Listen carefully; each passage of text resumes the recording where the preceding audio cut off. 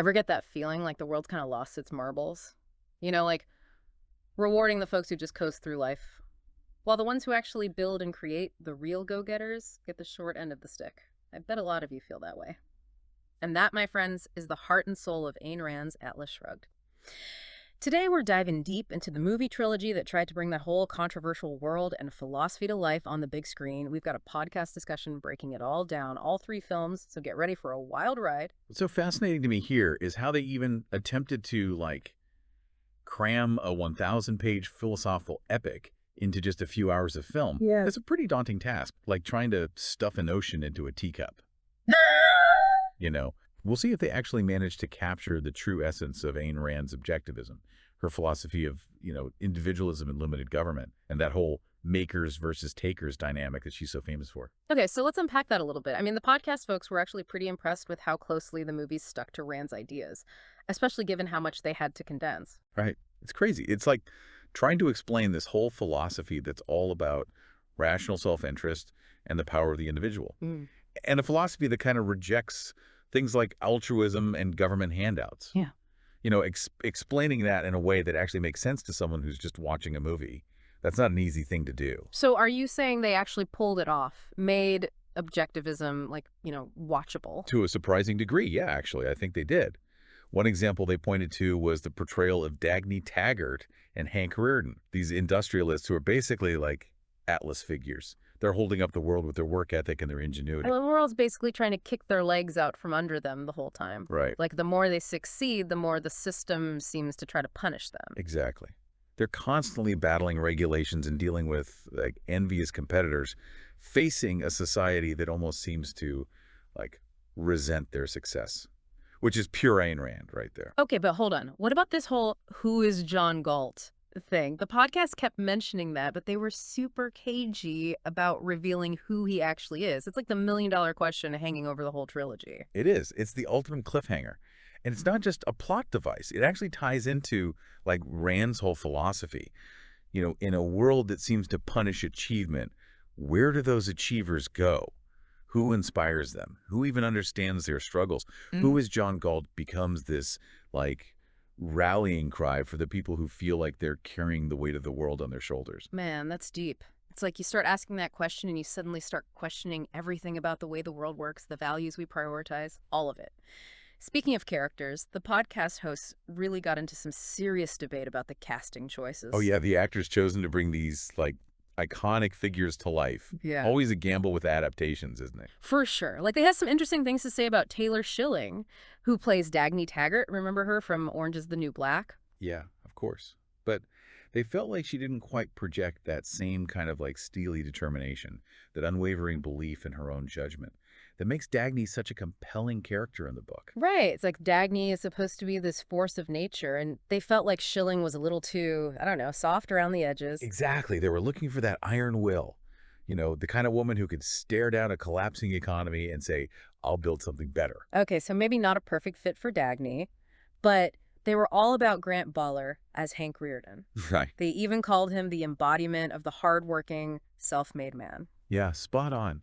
And it's interesting because Rearden, while being a brilliant engineer and industrialist, is also a man struggling with his own contradictions.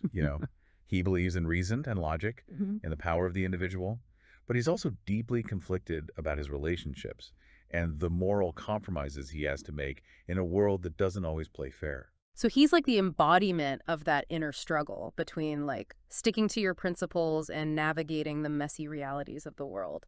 That's a dilemma that, a lot of us can probably relate to, right? Absolutely. And that's what makes Rearden such a compelling character.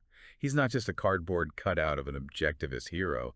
He's a flawed, complex human being trying to figure things out in a world that often feels like it's rigged against him. And that's what gets really interesting, right? Because at the heart of Atlas Shrugged, there's this whole clash between individualism and collectivism, between the folks who build and create and those who seem to want to tear them down. Yeah, it's a conflict that's as old as time itself. Yeah.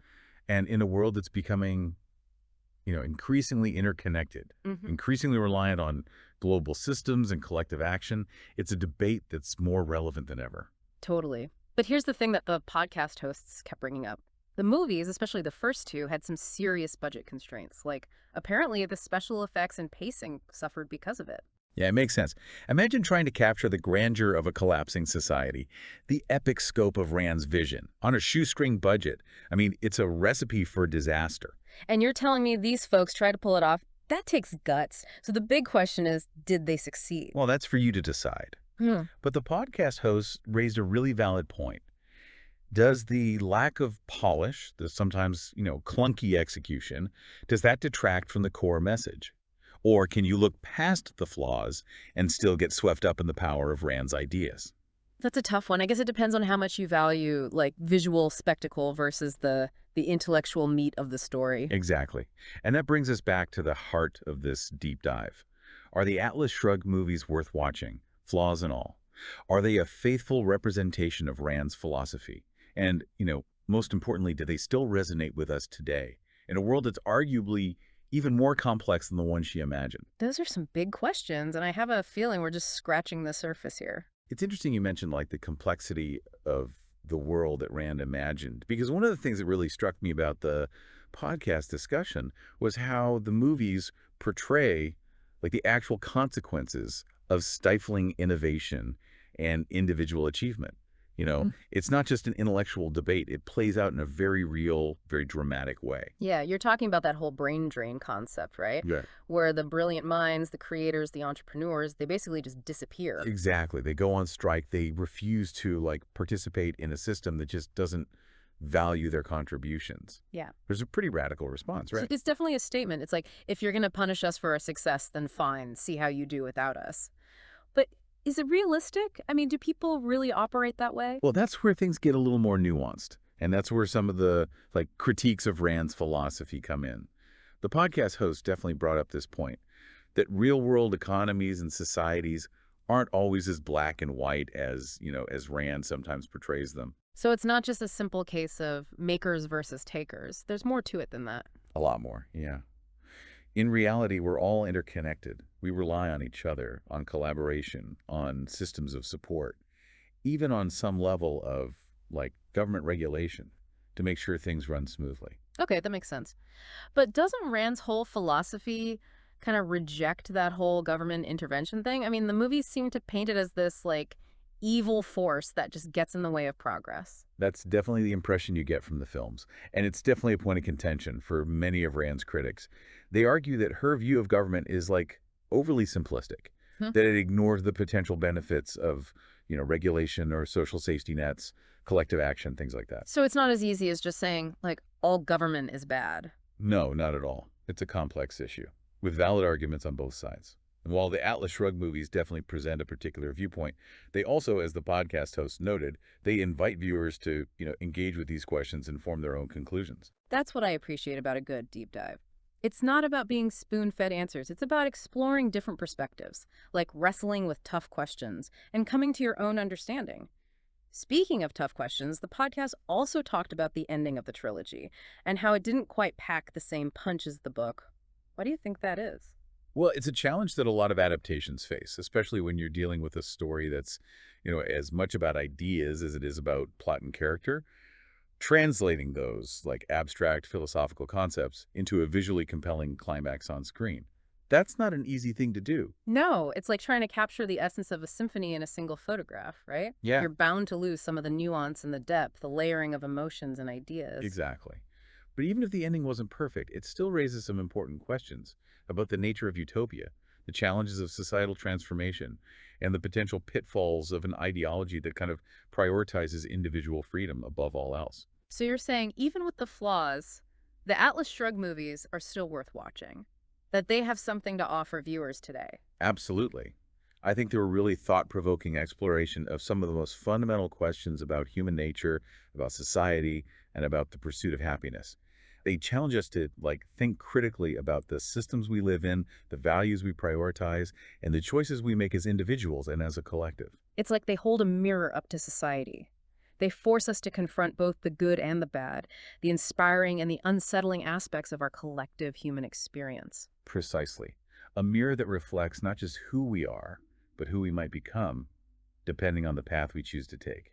And that brings us back to like the heart of this deep dive. Mhm. The enduring relevance of Atlas Shrugged in a world that's constantly evolving, facing new challenges, and grappling with like these age-old questions about freedom, responsibility, and the pursuit of a meaningful life. It's kind of amazing to think that a book written decades ago can still spark such like passionate debate and offer real insights into the complexities of our modern world. Yeah, it speaks to the power of ideas, doesn't it? And maybe that's why, despite the criticisms and the controversies, the Atlas Shrugged movies continue to resonate with viewers. They tap into a Course. certain anxiety, a certain yearning for a world where, like, individual initiative is celebrated, and where those who create and build are recognized for their contributions. But it's not just about nostalgia for a simpler time, right? I mean, the issues that Rand explores in her work, the tensions between individualism and collectivism, the role of government, the pursuit of happiness, those are themes that are like as relevant today as they ever were. Maybe even more so. Right. We live in a world of, like, unprecedented technological advancement, interconnectedness, and complexity. The choices we make, both individually and as a society, have far-reaching consequences. Yeah. And in that context, the questions raised by Atlas Shrugged, they take on a whole new urgency. Yeah, it's like we're all trying to figure out how to navigate this like brave new world, to balance the needs of the individual with the well-being of the collective, to create a future where both freedom and responsibility are valued. And the Atlas Shrugged movies, whether you agree with Rand's solutions or not, they force us to, like, confront those questions head on. They invite us to step outside of our comfort zones, to engage with different perspectives, and to really contemplate the choices that shape our lives and the world we inhabit. They remind us that even in the face of adversity, the human spirit has this inherent capacity for resilience, for creativity, and for the pursuit of a better tomorrow. But here's a thought. The podcast we're diving into focused a lot on the adaptation itself, whether the movies did justice to the book. But I'm curious, beyond the technical aspects, do you think the filmmakers captured the essence of what makes Atlas Shrugged so compelling?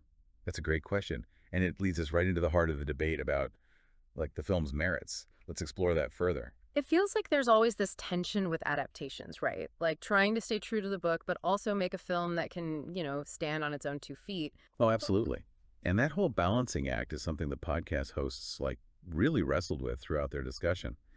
They gave the filmmakers credit for trying to pack in so much of Rand's philosophy into the dialogue, but they also questioned whether it really worked on an emotional level.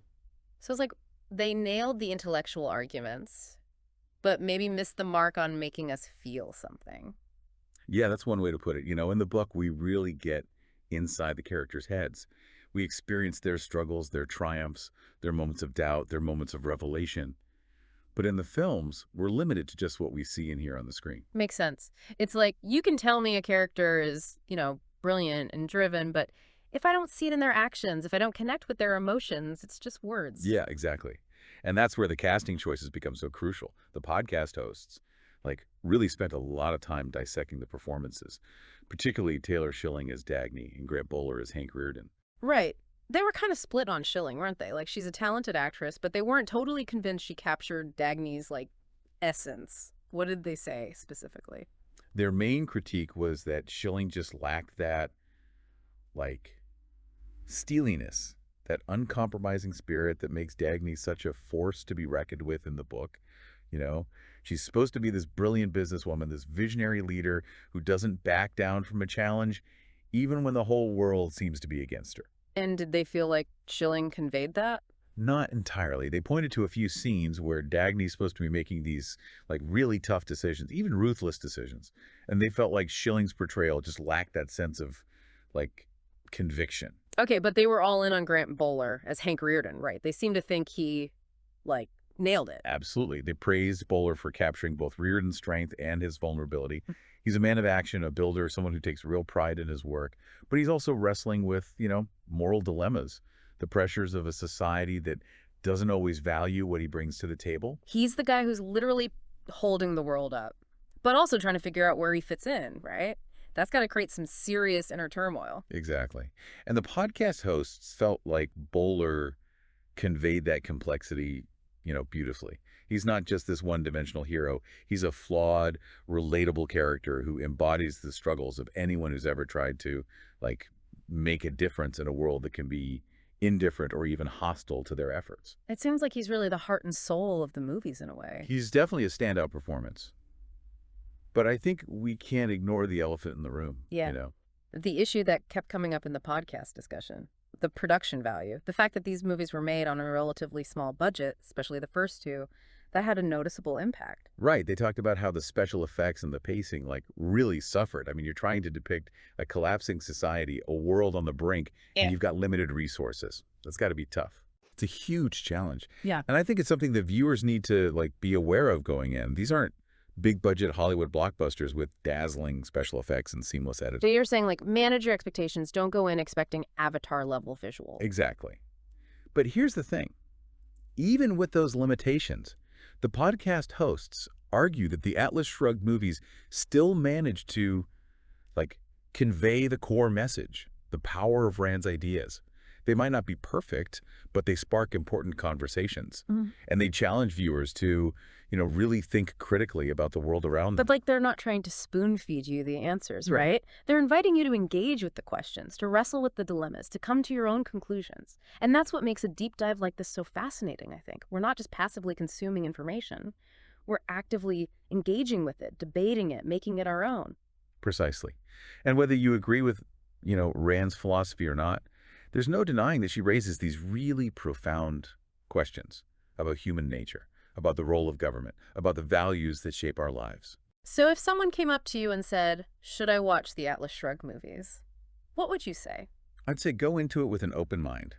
Be aware of the limitations, sure, but also be prepared to be challenged, to have your assumptions questioned, to think about the world in a new way. I like that. It's not about blindly accepting or rejecting Rand's ideas. I It's see. about engaging with them, wrestling with them, and seeing what insights you can, glean from them. And ultimately, I think that's what makes any deep dive worthwhile, right? The journey of discovery, the exploration of different perspectives, the expansion of our understanding of ourselves and the world around us. Well said. And on that note, I think it's time to wrap up this deep dive into the Atlas Shrugged movie trilogy. Yeah, it has been a fascinating exploration of a complex and, often controversial work. We've unpacked the philosophy, we've debated the casting choices, we've acknowledged the production flaws, and most importantly, I think, we've grappled with those enduring questions that Rand's work continues to raise. And now, it's over to you, dear listeners. We encourage you to check out the movies, form your own opinions, and hey, maybe even dive into Rand's original novel for a truly immersive experience. Until next time, keep exploring, keep questioning, and keep diving deep